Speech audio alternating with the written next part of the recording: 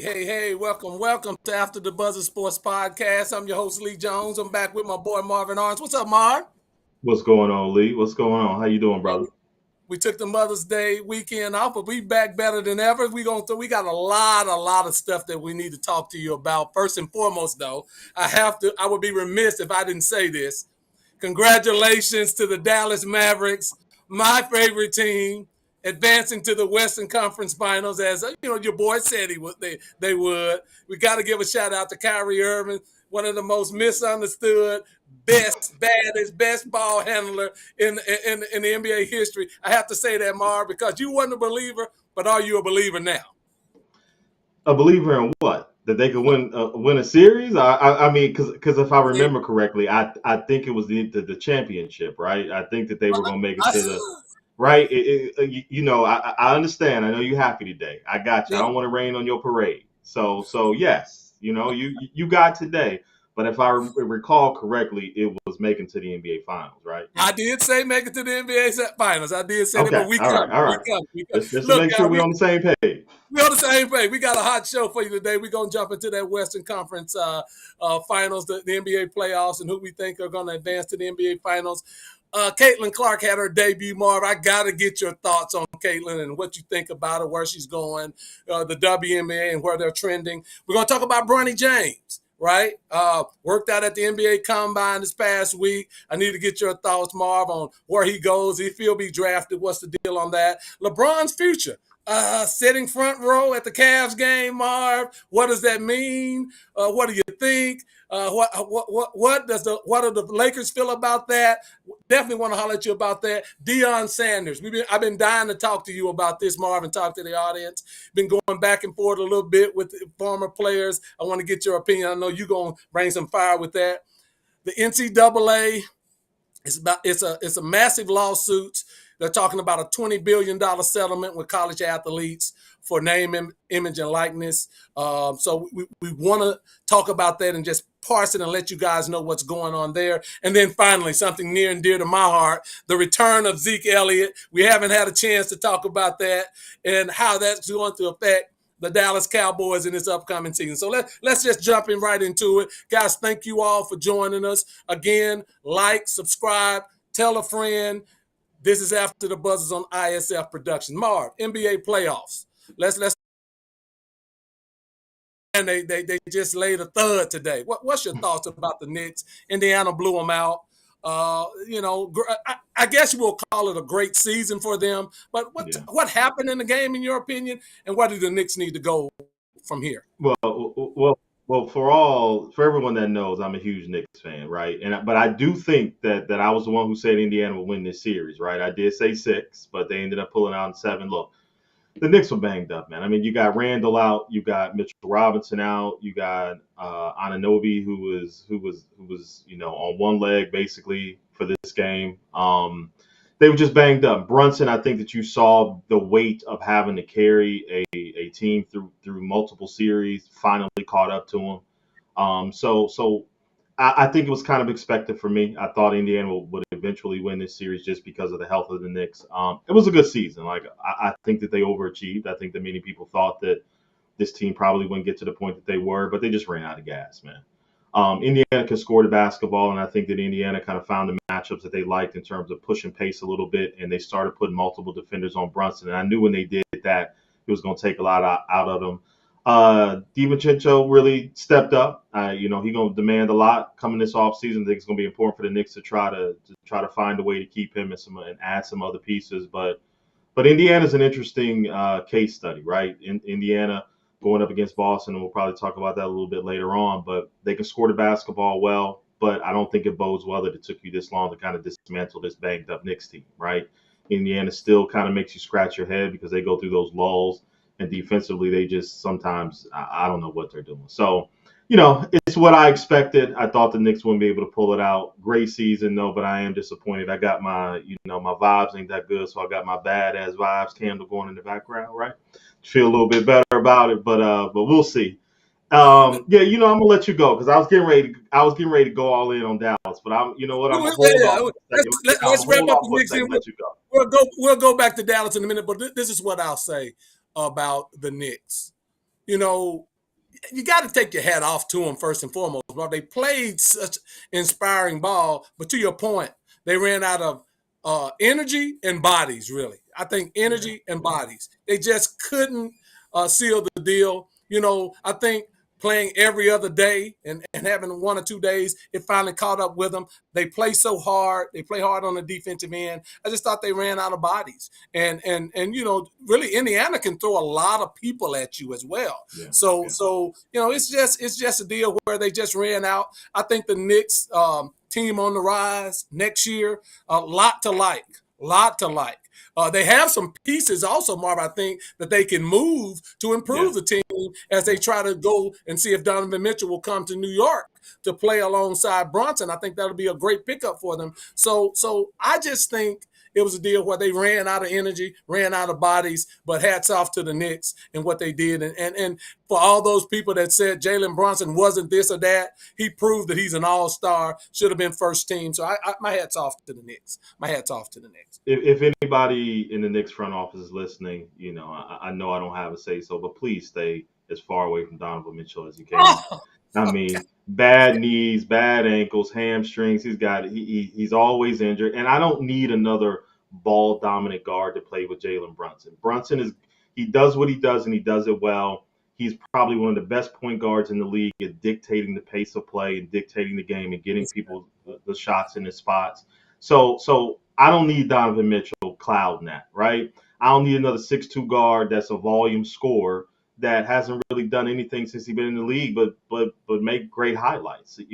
He doesn't really affect winning the way that I need him to do to come to New York. So if you can Then get who, Marv? KD, Then who? if you can Then get who? KD, if you can get spot scorers like a KD, somebody in that realm, of DeMar DeRozan will be out there. That's what I'm looking for. Stay away from Donovan Mitchell, man. Just please don't. Is Brunson too ball dominant to play with KD, Mar? I, That's my feel. I think he's way too ball dominant to play with KD. To be Well, the honest, beauty of KD is that he does not need to have the ball a lot to be effective, right? And I think he proved that when he played with Golden State, because he played with a really, really ball dominant guard with Stephen Curry. Their offense that they ran was a little bit different, but I think KD in this phase of his career, somebody like Brunson that can do his thing and give KD the ball in the spots where they need him to be effective, which is where KD is right now in his career. I think it's a perfect fit for them. And I think that KD just wants to hoop, man. He's always been a guy that just wants to hoop. He don't really care about all the other stuff. Be in New York, bring New York City back to a title town. It's been so long. So I love that. If they can make it happen. I mean, there's a lot that needs to go to make that happen. But that's who I will look at. yeah, pieces, players, and draft picks. Do they have it? Yeah. I think we'll jump into that later. But that's the need to get KD out of Phoenix, and I don't know if that could happen. But I Yeah. mean, I think anybody that plays with KD, they're gonna be all right. Yeah. Let's reverse back a little bit before we go to tonight's game with Denver, Minnesota. Thoughts about Dallas and OKC? Great game last night. Ebbs and flows. Down 17, come back in the second half, win the game. Kyrie Irving does what he does in the second half. What Lively was huge for them, and then I can't say enough about PJ Washington the entire series. So, Marv, give me Yeah. your thoughts about the Mavericks and OKC last night and what you saw, and what do you think the Mavericks theory? I know you're a hater, but where can they go? Well, I'm gonna give you some credit about the trade, right? When the trade happened, you were really high on the trade, and I was somebody who was just like PJ Washington because of what I seen out of him in Charlotte. There was another level to him, and it got really, just let loose when he got to Dallas because he played with guys that were such great playmakers and allowed him to do the things that he does well. So the trade ended up probably being one of the better trades we've seen in the last 3 to 5 years in the NBA because it brought size and it brought Dallas to a level defensively that we've never seen them before, right? And I think that that's what it is. We get caught up in the brilliance of Luka and his ability to score the basketball and Kyrie and what he does, the wizardry with the basketball. But honestly, Lee, and I think you had hit it on the head, defensively, they've gotten really good. They've gotten great at protecting the rim, and they've gotten great with offensive rebound. And controlling the glass, offensive rebound to get you second shots that wins you a lot of games in the NBA. So I think Oklahoma City just wasn't ready for the moment quite yet. Shea Gilders is a superstar to me, but they just didn't have enough size. I don't think Chet is ready to be just the focal point to anchor in your defense at this point. They made some questionable moves down the stretch. Was it a foul on Shea down the stretch? I don't want to get into that because it don't really matter because they had an opportunity. They had an opportunity to kind of close that game out and they didn't do it. Yeah. So you got to give credit to Dallas. Dallas is a scary team. Look, if Luka and Kyrie get hot and they continue to defend at the level that they're defending, and you get that third score consistently that they've been getting, look, your prediction is far fetched as I thought it was early on. It's looking a little bit. I'm still not ready to go there yet. I'm not ready to go there yet. I'm not gonna give you that credit yet, but I'm gonna give you your props today because Dallas did what they needed to do. Yeah, I think OKC missed out at the trade deadline. They should have went and got a bigger body to play with Holmgren because you can push Holmgren around all day, every day. He's a great player. He's a perimeter player, can shoot the ball. He got size, but rebounding, the second chance shots and the rebounding killed him and the whole series. And you got to give Gafford and Lively a lot of that credit because they played really, really big. And, Luka and Kyrie were Luka and Kyrie when they needed to be Luka and Kyrie. And that's the thing. Well, question I'll ask for you, Mark. Let's switch gears to Minnesota and Denver tonight. And Game 7 in the Mile High City. What are your thoughts about who can win the game and why? Because I look at it as this. In these Game 7s, normally the home team has the advantage. Denver playing at home, but Minnesota's played well on the road. So give me your thoughts about who you think win tonight and why.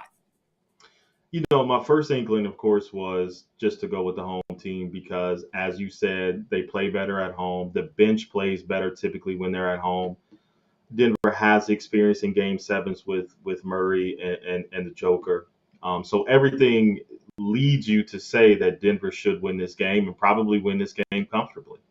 But there's something about Anthony Edwards to me that would scare me if I was Denver because he knows he's good and he's not afraid of the moment, right? And Game 7s and the NBA playoffs are made for superstars, and that's what he is.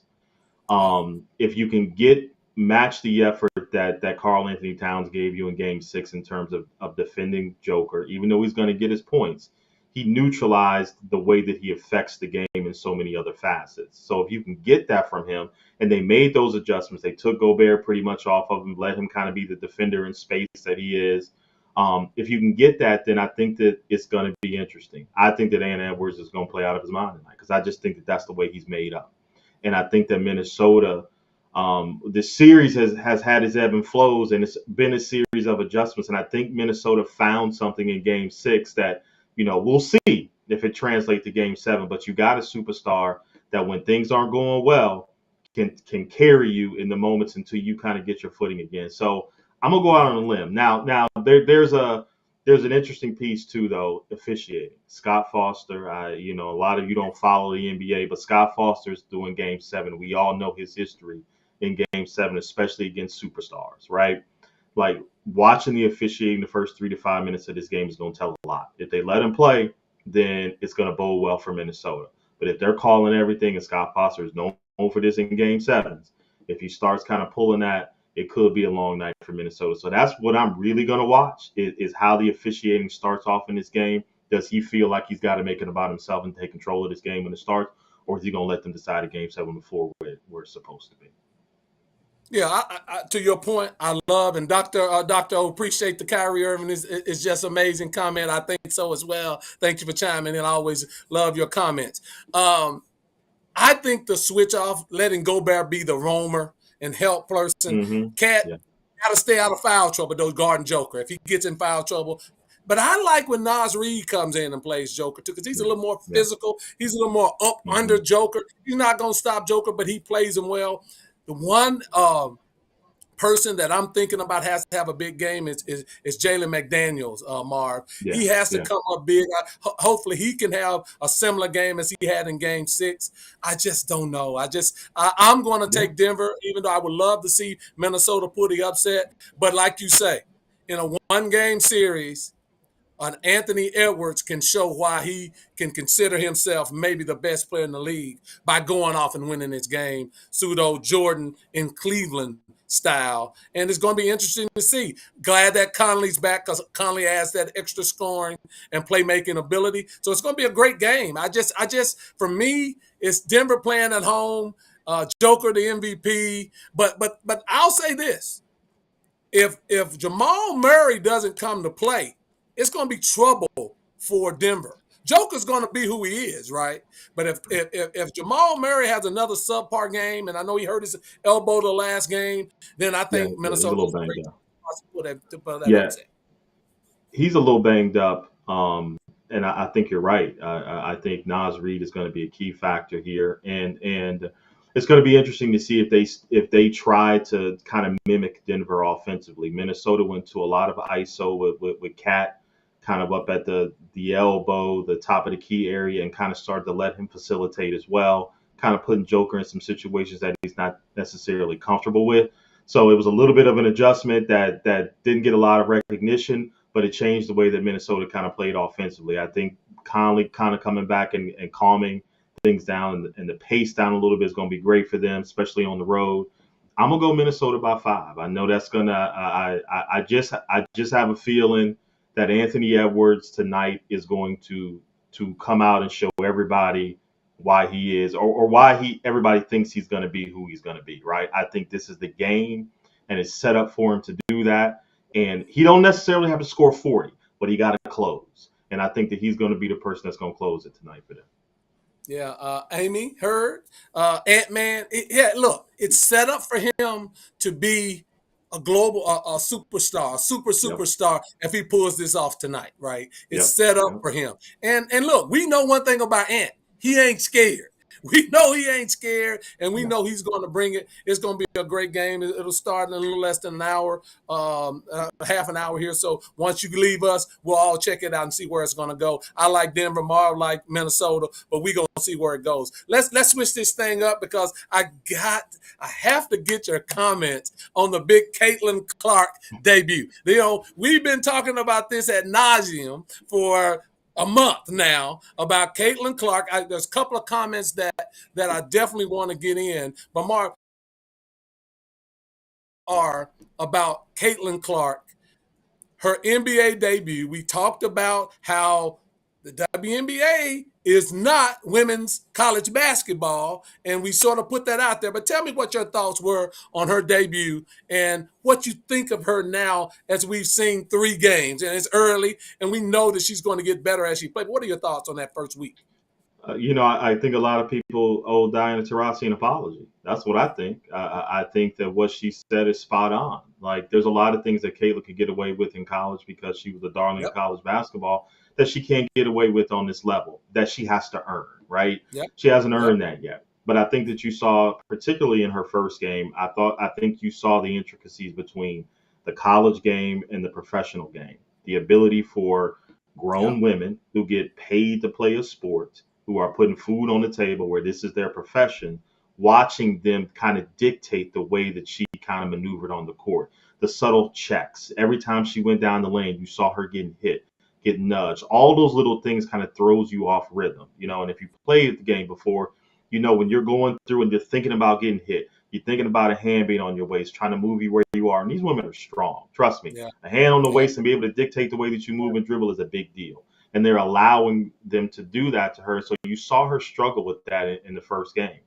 Some of the things she could get away with in college, some of her moves, the women are just too strong in the WNBA to kind of allow her to do those things. And then where it really reared its head was the turnovers, right? Like, she had, I think it was 10 turnovers in her first game. And that's where you need to see the maturation in her game kind of start to take place, right? When she's coming off those high screen and rolls, she's got to learn to get a mid-range game, because right now people are trailing her coming off them screens because they know she don't have a pull-up game. They know she's going straight to the basket. The passes Yep. are off. Aaliyah Boston's got to get better as well. We don't want to leave that out. But I think that those little intricacies you saw in the first 3 games, I think she's got 17 assists in 3 games. She got 21 turnovers. She's got a Yeah. minus 15 plus minus on the floor in 3 games. That's not good, right? Plus minus is what we watch in basketball to see how effective your minutes are on the floor. And while she's on the floor, her team is losing by 15. And that's not great from a person who holds and dictates how you play all the time. That's not a great thing. So will it translate at some point? Sure. But there's a lot that she needs to work on, and there's a lot of little things that I've watched. They are allowing defensive to play her physical, and that's why I love to watch the WNBA, because it's different than the NBA. Like, you can't touch anybody in the NBA. The officiating in the WNBA is completely different, and it's been really, really interesting to watch them be able to be physical with her. Yeah, no, excellent points. Kippy Bannister, she agreed with you on a lot of your take about the Minnesota Timberwolves. Robert Agee, what's up, Robert? Thank you for watching. Serenade Fields, I think people are putting too much weight on Caitlin. Jordan and Kobe wasn't great in the beginning. Kobe wasn't. Jordan always been great, but that's the way I see it. And then, Doctor, you have to settle things threw her off. Let's see what she does and how she builds again. The thing not more athleticism than she ever saw in college in the WNBA.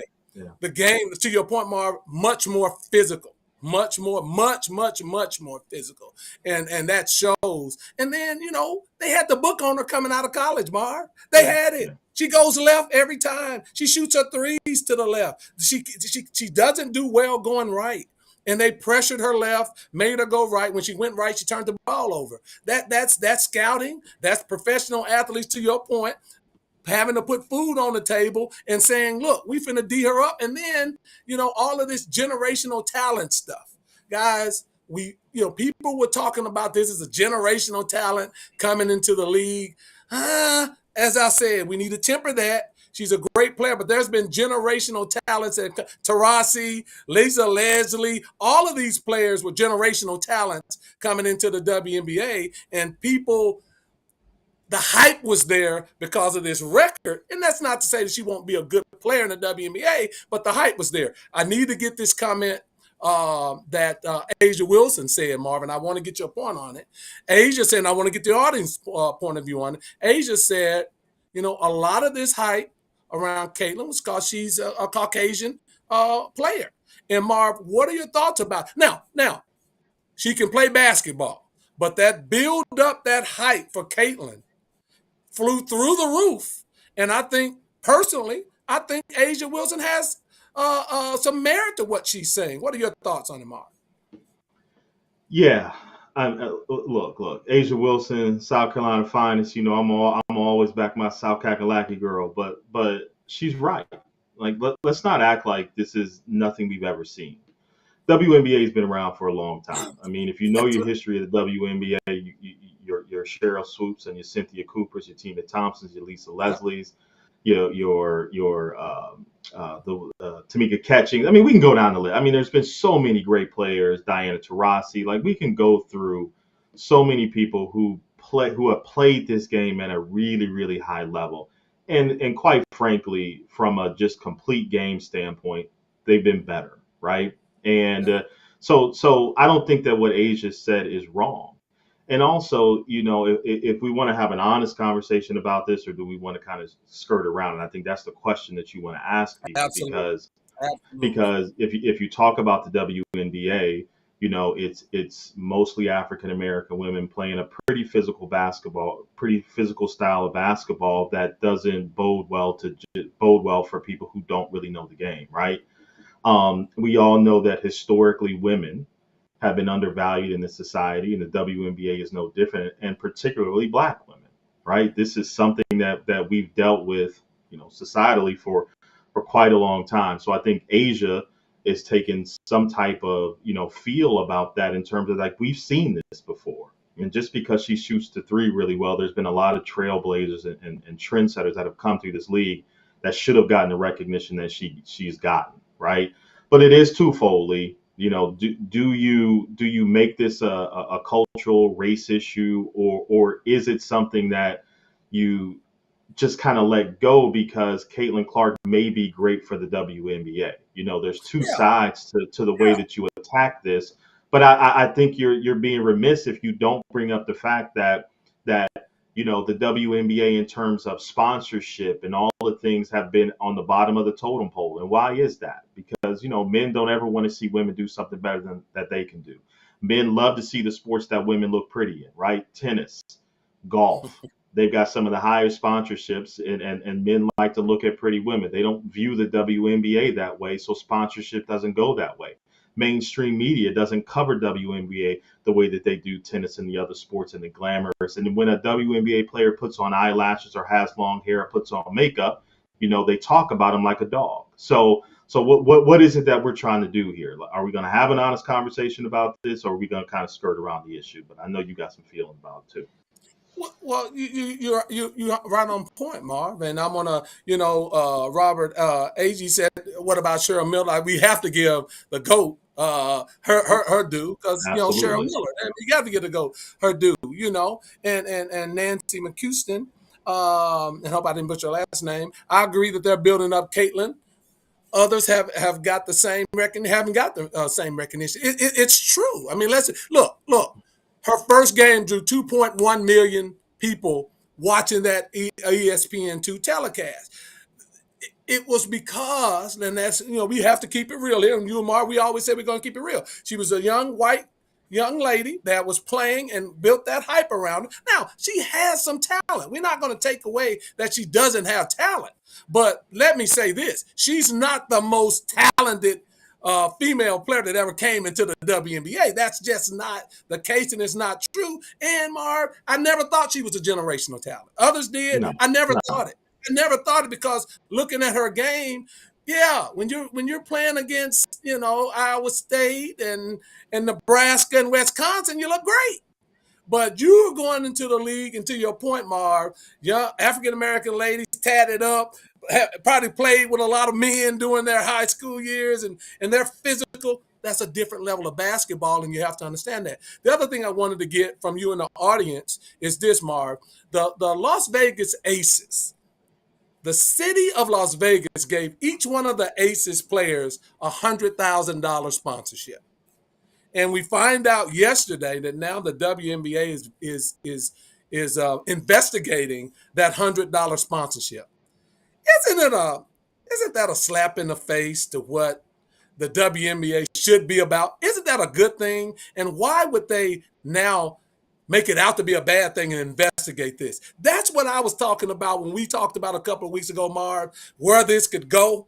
It's a black eye, because I think that's what you wanted. You wanted other teams and cities to do that. What are your thoughts about it, Marv? Yeah, I mean, again, it's what we talk about all the time, Lee, and we've had this conversation before. The business model in the WNBA is just crazy. I mean, it's just terrible. I don't know who they consult with in terms of the way that they run business, but their model just sucks. There's no other way to say it. So why do you care that the city of Las Vegas, I mean, you don't care that the city of Las Vegas is using taxpayers' dollars to build new stadiums. You certainly didn't care about that. I mean, let's just be real. You don't care about that. You don't care when billionaires are using taxpayer dollars to be able to fund new stadiums to move teams around the NFL for the revenue. But why do you care that $100,000 have been given to each woman on the WNBA team? Why do you care? I don't understand these are professional athletes. It can be it's an endorsement. So spare me the taxpayer dollar thing, because we all know how that's hypocrisy at its finest. So spare me that. But again, Lee, it's the business model of the WNBA.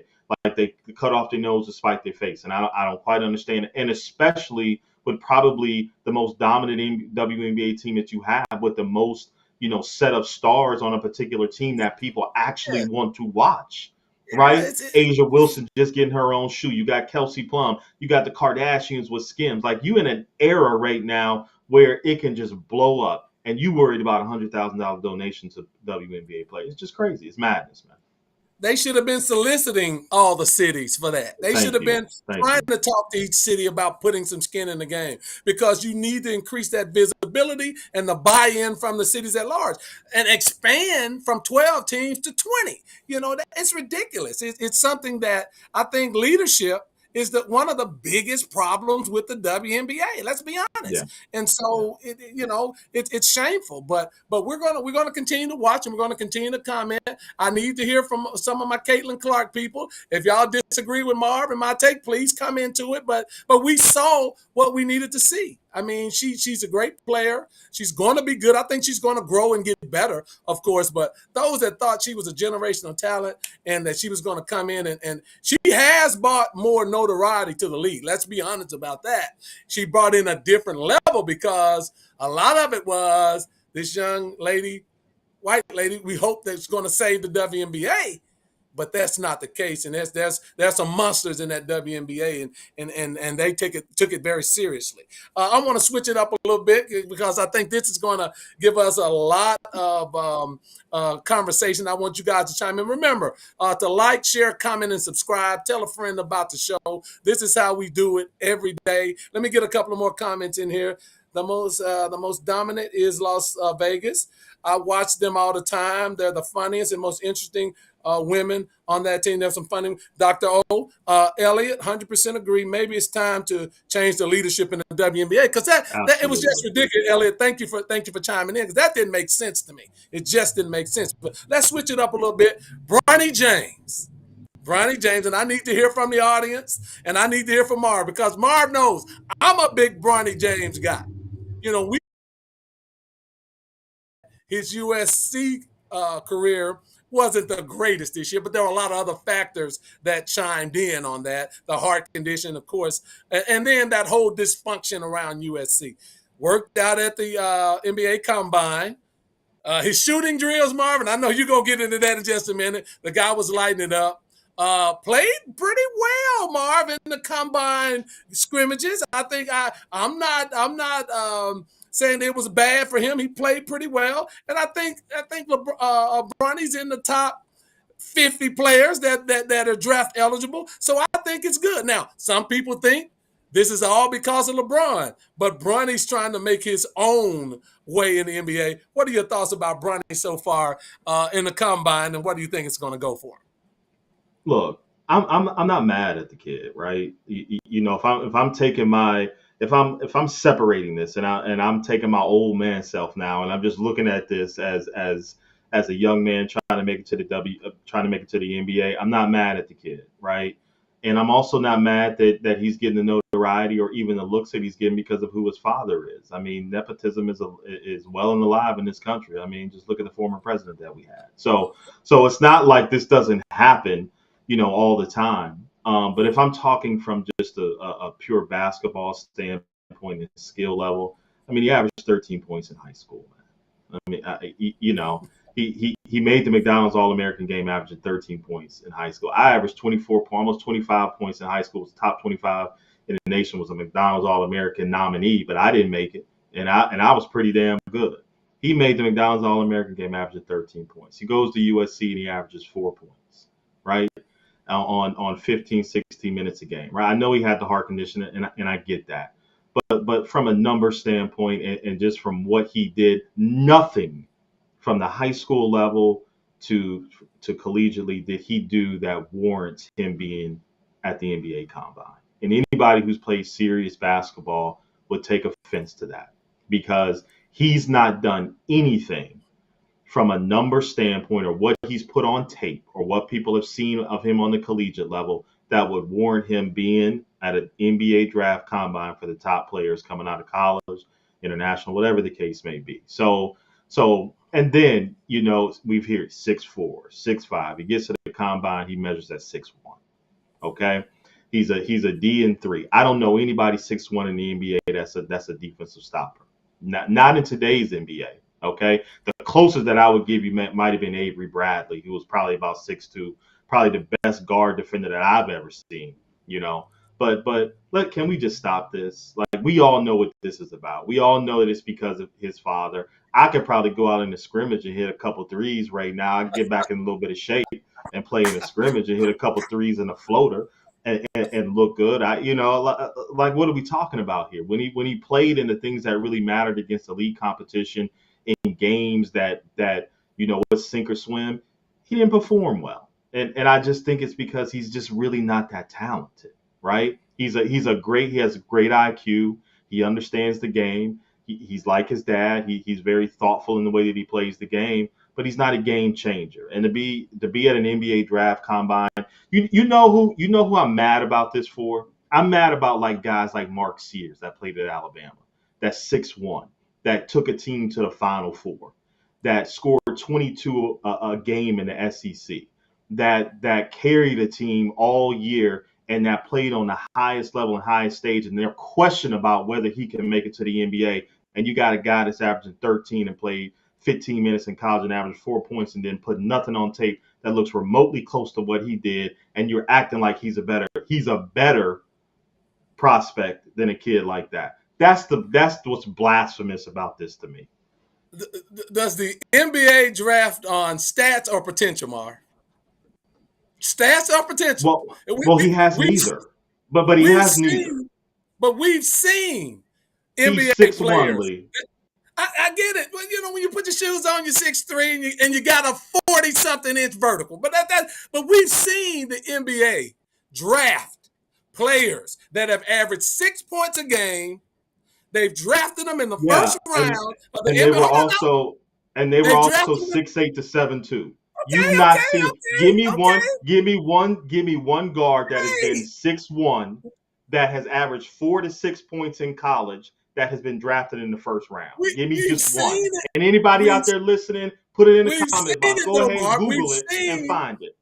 We've seen player after player average 5 points, 3 rebounds, and get drafted. So now Bronny can't get drafted because he averaged 5 points in the league. I mean, I don't get it. We have to do comparisons when we do this stuff. And the comparison is that players all the time are drafted off potential.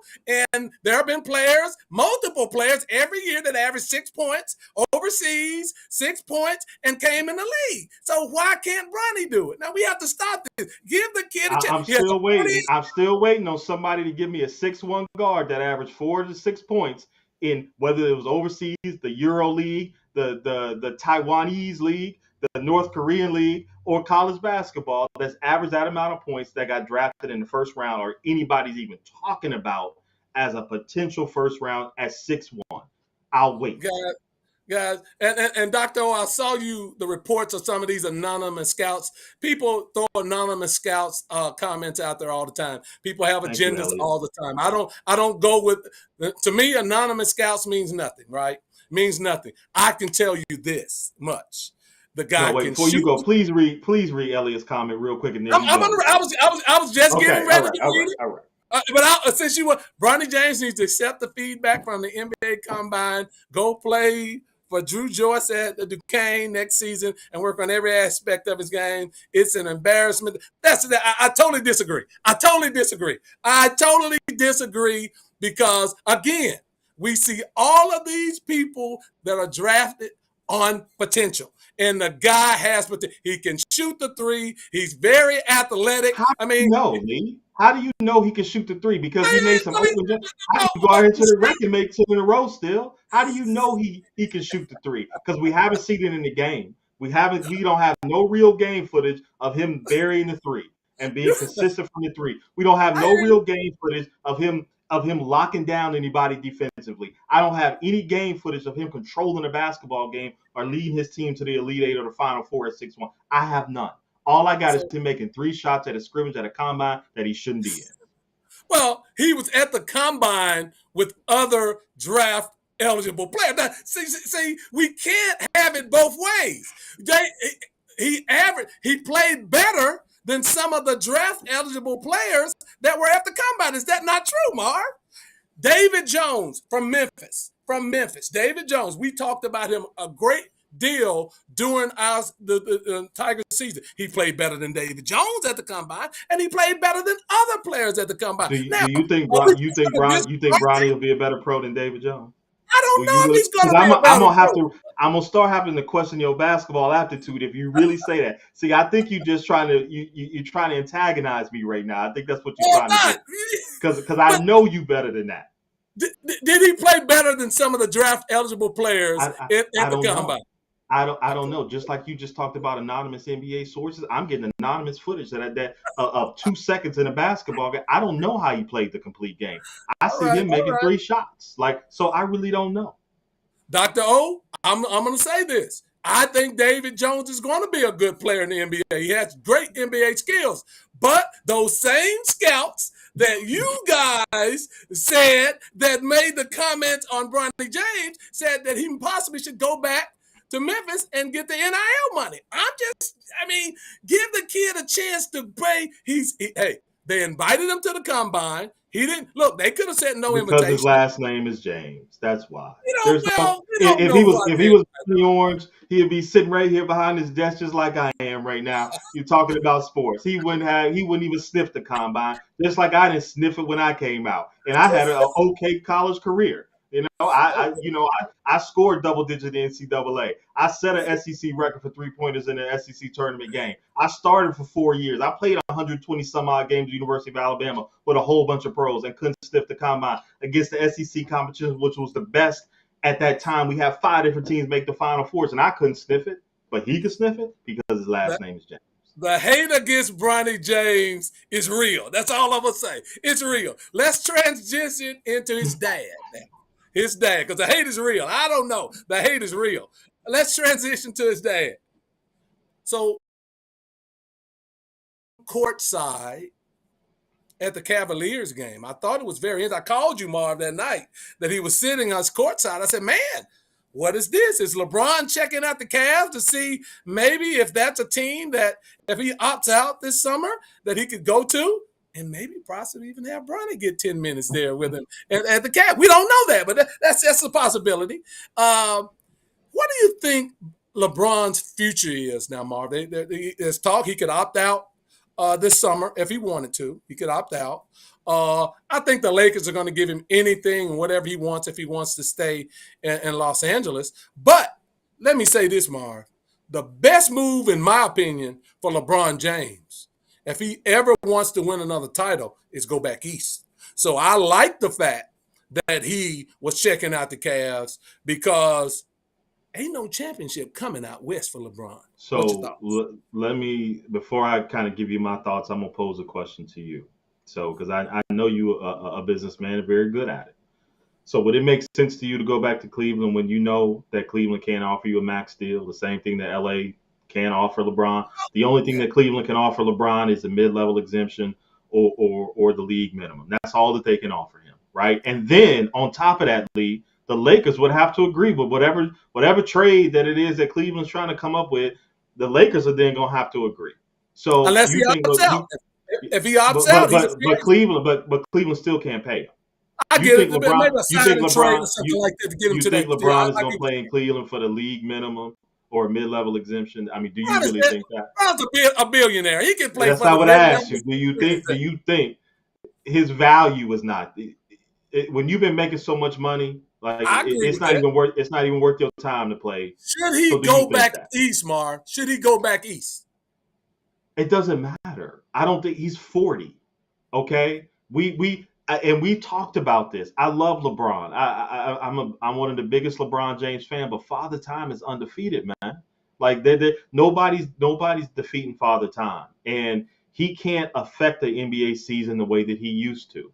And the prime example has been in LA. Like he has faded towards the end of the last couple of seasons, little nagging injuries, and I don't care how well he takes care of his body. He's 40, okay? And at this point, would you really, if you're Cleveland, I mean, this will be business malpractice to trade for a 40-year-old and to draft his son, who was not a first-round talent, just for them to be able to play together, because you are basically saying we're going to suck as a franchise for the next 10 years just to get 1 year of LeBron and Bronny together. And then Bronny's probably out of the NBA in 3 years anyway. So I mean, that's businessman. I know you're a businessman. We, you know, business is what we do. Look, really? Barb, couple things. Stop the hate. Now, LeBron is not done by any stretch of the imagination. Norma Orange, Miss Orange, go ahead and retire, LeBron. Come on, Miss Orange. That's got to run. Thank you. Look.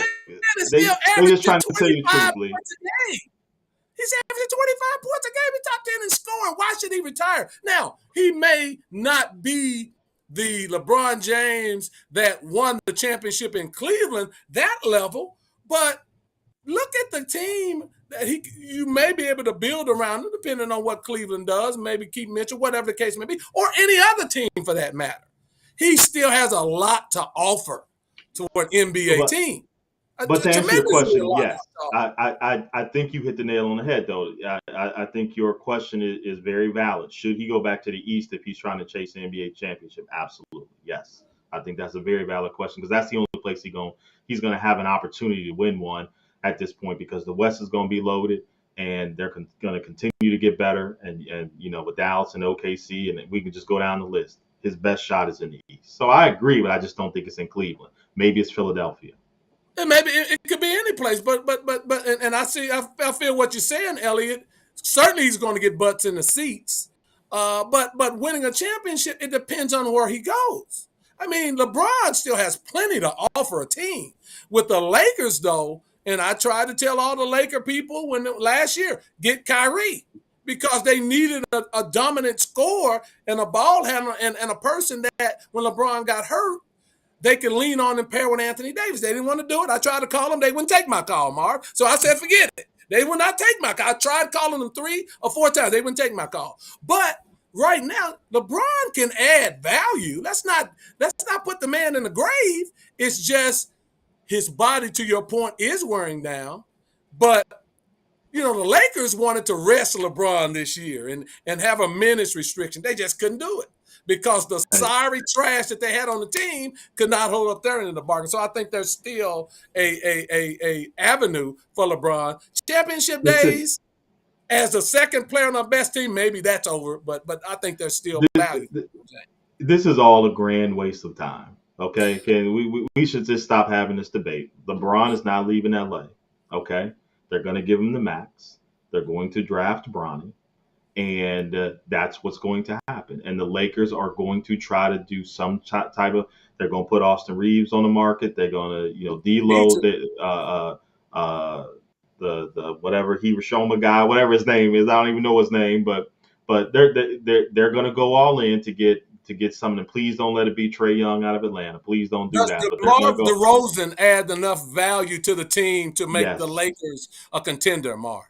Yes. I love the DeRozan.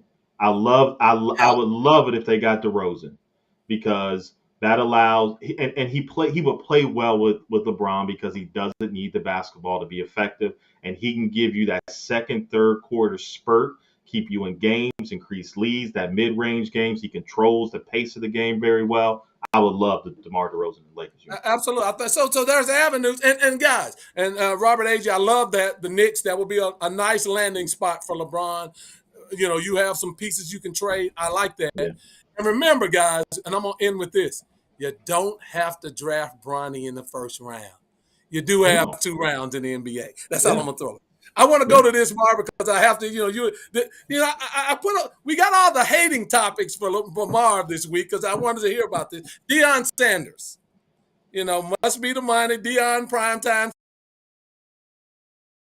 You've heard him in the news. There's been a lot going on. A lot of former players are chirping back at the program.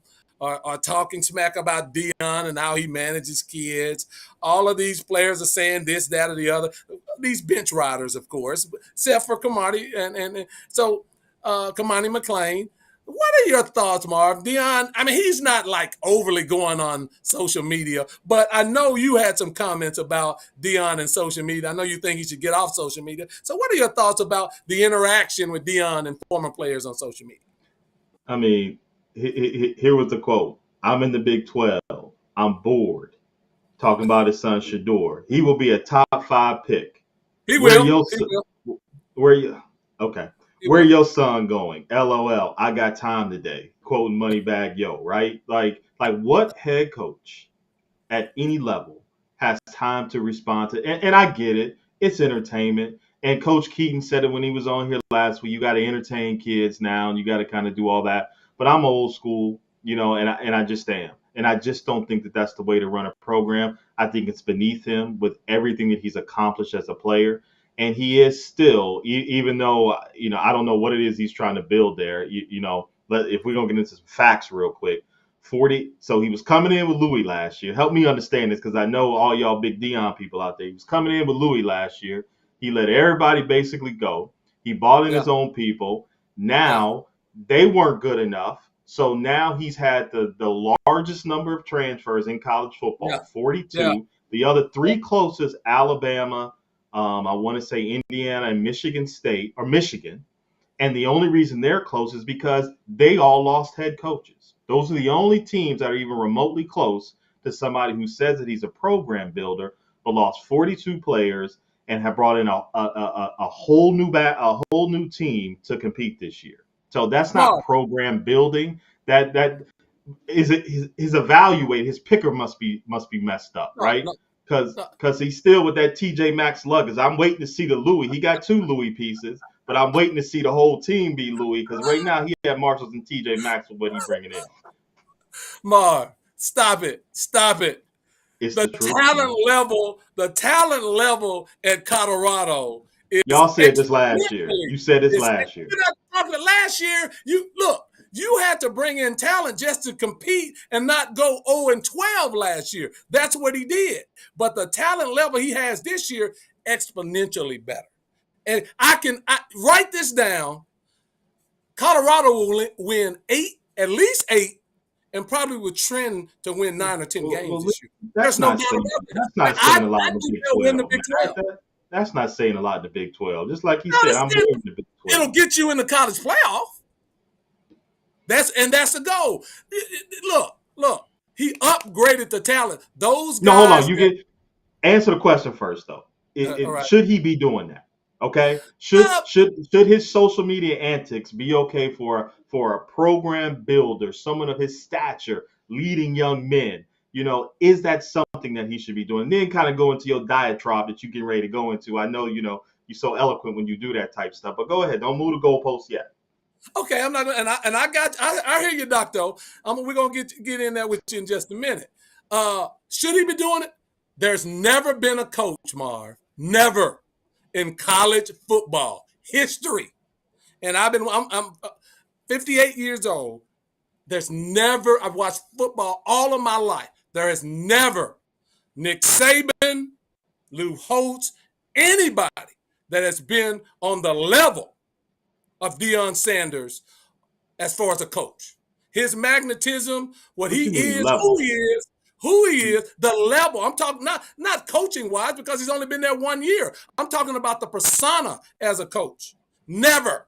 And so he's going to do unconditional things in the recruiting space. I have no problems with it. No, he's doing unconditional things because that's not a problem with him being on social media. You know why? Because he's got 4 and 5 stars committing to him in the transfer portal. He's got 4 and 5 star high school athletes committing to him at Colorado this year. And so it's working. I can tell you that. And so just because it's different doesn't mean that it's not working. And let me say this, Mark. People keep talking about he's not building the program. Go in and look at the eligibility of all of these players that Deion is bringing in. This is the fallacy of what the media puts out there when they say he's not recruiting high school players. The players that are coming in has 2 and 3 years of eligibility left. So they're building a program. Well, to that point, Lee, and that's a great point. I'm glad that you said that. And to that point, so did the guys that he brought in last year. And that's why they're elsewhere. Last year, Marvin. It was okay, trash, but that's not what he told us. He told us he was bringing in Louis, right? Those were his words. They weren't mine. Though he said that he was a program builder. Those are his words, not mine. He said that this is what he was going to. You don't build a program by bringing 42 new players. That's not program building. That is. I am in the present, and I want to win now. I don't care about building a foundation here because as soon as my son leaves, I'm looking for the next opportunity. That's what that screams to me. That's what that screams to me. No, he's not. Julian Lewis, the he will not go to Colorado. 5-star quarterbacks going to come to Colorado. He's building a program. This is the deal. You build a program. You got players. You have transfers that are seniors that are coming there to build for the now and look at the eligibility. You guys look at the eligibility of the players that he's bringing in. 2 and 3 years. So, Marv, transfer portal, it's never been before now. So this is brand new. So you can't say that it's not a way to do it. Nobody else is doing this. Nobody else is bringing in players at this rate and completely overhauling. Nobody else has to, Marv. Nobody else has to. Everybody can, right? Yeah, but nobody else has to. He doesn't have to. He didn't have to. He didn't have to bring in 42 new players. Okay, but he brought that trash in. So now he's brought in his next batch of trash. So we'll see how it goes. But let me ask you something real quick before we move on. Let me ask you this. Absolutely.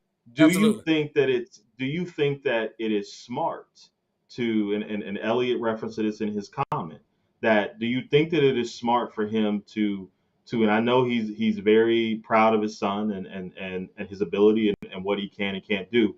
But there's a difference when you could go on the field and back it up. And we all know nobody's ever going to debate the prowess of Deion on the football field or as an athlete because he'd go out there and back it up. But they're not Deion, right? Shedeur, whatever you think about him as a pick in the NFL draft. Whatever you think about him, he's still young, he's still raw, he's still kind of mechanical. Do you think that he's putting a target on his son's back? And the only kid on there that I think that's going to be top 5 is the Hunter kid. All right. Shedeur will be a top 5. Shedeur could easily win the Heisman Trophy next year. Shedeur could easily win the Heisman Trophy. Y'all were saying, you were saying that after 3 games last year. I would debate anybody on the merits of Shedeur Sanders and his skill set as a quarterback. He would have been a first-round draft pick this year if he'd have came out. There's no doubt about it. Please stop. There's no doubt.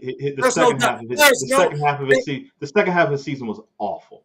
He still completed almost 70% of his passes, Marv, even though the second half, because he didn't have an offensive line. I would debate that, and I would put my football knowledge, and trust me, I know football, on that Shedeur Sanders will be a top 5 draft pick coming out of the NFL. There's no question in my mind. So do you think do you think it's smart for him to be doing this and putting that added pressure on Shedeur and all the things that he's saying? Well, he's going to have that pressure irregardless of what Deion says. Shedeur is number 1 in NIL valuation, so he's going to have that. He's going to have that regardless. Look, pressure is all what you put on yourself. It's what you put on yourself. Shedeur's going to be fine, trust me. Shedeur's going to be fine. And look, he has a rebuilt offensive line. That's what he needed. He's going to carve up. He's going to carve up the 12. I look forward to it. Everybody out there that's commenting, the great thing about this, we're going to be able to watch this all transpire during the college football season. I'm like Deion. Everybody keep receipts. Keep the receipts, please. Can we move on to Dallas? Can we move on to Dallas real quick? We're not going any place, Marv. We're not going any place. I'm a bear. You'll see me with my Buffalo stuff on once the season gets started. Trust me on that. Big time Buffalo fan. Y'all are missing the boat. I said it last year and I said it this year. Colorado is right where they should be on their trajectory to being a top program in college football. They went from 1 win to 4 wins. They'll jump from 4 wins to 8 wins this year, and then the sky's the limit. I don't know what y'all are seeing. Get out of your feelings about who Deion is. He was that way as a player. He's going to be that way as a coach, and he's that way as a father. It's okay with me. I got to get one more in to you, Mark. We're going to skip one, but I got to get this one in. I got to get this one in before we go. Guys, thank you for all the comments. This has been a great, great show. I love it. I love it. I love it. I love it. I got to get one more in. And guys, please like, subscribe, comments, and tell a friend about the show. The Dallas Cowboys. The Dallas Cowboys. One of my favorites, Ezekiel Elliott. Everybody was crying about Dallas didn't do much in free agency. They didn't draft a running back. They didn't do that. Dallas is going to go with running back by committee. That's what they're going to go with. But I love the draft. I love getting Guyton as the right tackle. I love Cooper Beebe as the new center. I love what the Cowboys did in the draft. So what are your thoughts about Zeke coming back to the Cowboys and Dallas being running back by committee? And what do you think my Cowboys are going to do this next year? I'm so excited, Mark. I'm just excited. I'm excited. I've never seen anybody get so excited about a washed running back. So I just, you traded him away for a reason initially, and now you back. Look. Dallas got 0 running backs. I mean, if you want to count Zeke, okay, great. You got one receiver beyond your number one. You got a number one for sure, but after that, you lack in any kind of depth receiver. Why? You got holes along the offensive line. I mean, you got so many holes. I can't even go down the list because we don't even have enough time. But I'm gonna tell everybody out there, if you're a gambler, if you like Vegas, I think Vegas got the over under for 10.5 wins. I mean, I said between 12, 12. I said between 9 and fine. You won 12 the last 2 years, and it's gotten you a Absolutely. first round exit out of the playoffs every year. And I Yeah. expect pretty much the same from Dallas, because what's going to happen is you had an opportunity to go get Derrick Henry. You had an opportunity to go get somebody that could take some pressure off of Dak in the playoffs, because that's when it matters. You got And to pay Dak, Mark. Dak will do what Yeah. Dak does. He gonna 55 break your mil. heart, and he gonna be on the sidelines with his neatly trimmed up beard, looking crazy, looking like he don't know what's going on. And Mika gonna get whatever his name is, Mika Parsons gonna get on his podcast and gonna take shots at him just like they did in the precinct. He's not a winning quarterback, and it's Oh my gonna rear God. its head. Oh my It's God. gonna Oh rear. my God. I'm sorry, he can win in the regular season, but he can't win games that matter. So it's gonna rear its head again. Dallas will win between 9 and 12 games. Schedule's a little difficult, but it's manageable for them. They're gonna do the same thing that they've always done, and they're gonna break Lee's heart in the playoff. And he's gonna come in here and he's gonna be moving the goalposts again. Everybody keep receipts on this one too. It's gonna be the Keep him. exact Keep same thing. him. Keep him. I love it. I knew he was going. We're going to revisit it. The season is fast approaching, so we're going to revisit it. I love what the Cowboys did in the draft. We filled holes on defense. We got a run stopper. We got linebackers that we needed. We signed the Kendricks. Dallas is looking good. See, most of you don't understand that, but I know the Cowboys backwards and forwards. We gonna be fine. To my Cowboy fans, we love you. Hey guys, we appreciate you. It's been a great show. Thanks for all the comments. Even though some of you were misguided, but that's okay. We love you anyway. We gonna keep on doing it this way. That's my guy. Please like, subscribe, comment. Please. We love you guys. I'm Lee Jones. That's my guy Marvin Owens, the Hall of Famer. We appreciate you so much. We'll see you next week. Hey, take the under on Vegas. 10.5 wins. Take the under. Sleep like a baby. Count your money when Dallas disappoints you. The Cowboys, as they always do. We gonna holler at y'all now. We gonna holler at y'all.